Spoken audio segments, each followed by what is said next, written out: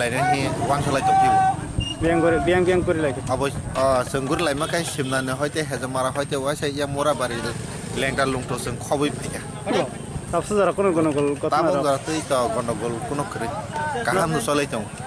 ना के पार्टी कोनो पार्टी नि जाना के तामो अमो पार्टी त कुनो पार्टी त उन्या पार्टी नि दिगी सि थांया अमो जे बुकुं बारा तंनाय जे इंडिजिनस जे तंनाय बन जतनो हामजागै जतनो सुबा लायो इको बन पालन खालै तंका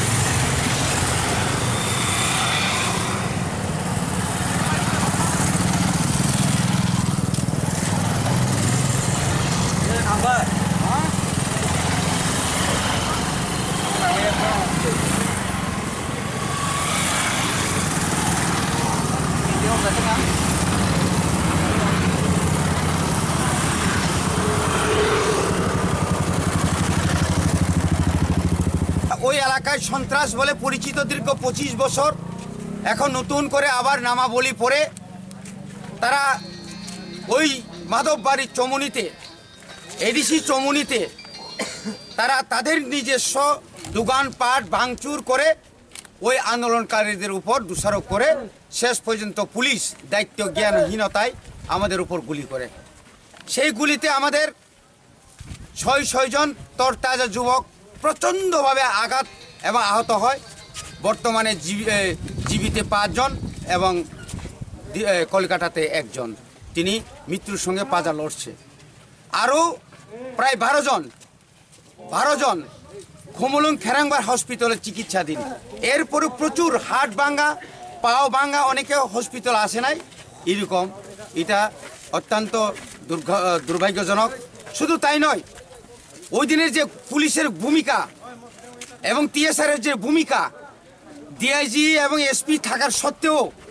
একটা অ্যাম্বুলেন্স গাড়ির উপর যেভাবে আক্রমণ করেছেন পৃথিবীতে এমন কোনো যত যুদ্ধ যত কিছু হয়েছে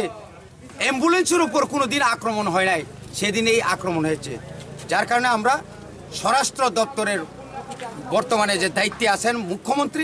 মুখ্যমন্ত্রীর পদত্যাগ চাই আমরা এবং বর্তমান ত্রিপুরা হাইকোর্টের সিটিং জাজ বর্তমান বিচারককে দিয়ে একটা উচ্চ পর্যায়ের তদন্ত করে সমস্ত পুলিশ অফিসার এবং যে সমস্ত হামলা করেছেন তাদের সুষ্ঠুভাবে বিচার করে শাস্তি আমরা চাই প্রয়োজনে আমরা তাদের ফাঁসি চাই 3 নম্বর হচ্ছে যে সমস্ত ওই উন্ডেদরা কি হয়েছে তাদেরকে বলা হচ্ছে তোমরা সুস্থ হয়েছে চলে যাও যা রক্তপাত এখনো চলছে ললিত কুমার দেববর্মা নামে একটা রোগী যার গুলি লেগেছে পিঠে তার রক্ত এখনো জ্বরে তাকে পর্যন্ত বলছে তোমরা চলে যাও এইভাবে আমরা বলছি তাদেরকে 25 লাখ টাকা করে ক্ষতিপূরণ দেওয়ার ব্যবস্থা করা হোক এবং ওই দিনে যারা নেতৃত্ব দিয়েছেন টিএসএফের উত্তর পূর্বাঞ্চলের টিএসএফ নেসু এবং টিএসএফের এবং আরও 500 জন নিরীহ যুবক, এখানে কোনো দল বল নেই, যারা ওই সিটিজেনশিপ অ্যামেন্ডমেন্ট বিলকে বিরোধিতা করে সেদিন ওই বন্ধে আহ্বানে যারা যোগদান করেছেন তাদের বিরুদ্ধে মিথ্যা মামলা, এমন জামিন অযোগ্য যে ইন্ডিয়ান আইপিসির ধারা যেভাবে দিয়েছেন সেটাকে অবিলম্বে প্রত্যাহার করার দাবিতে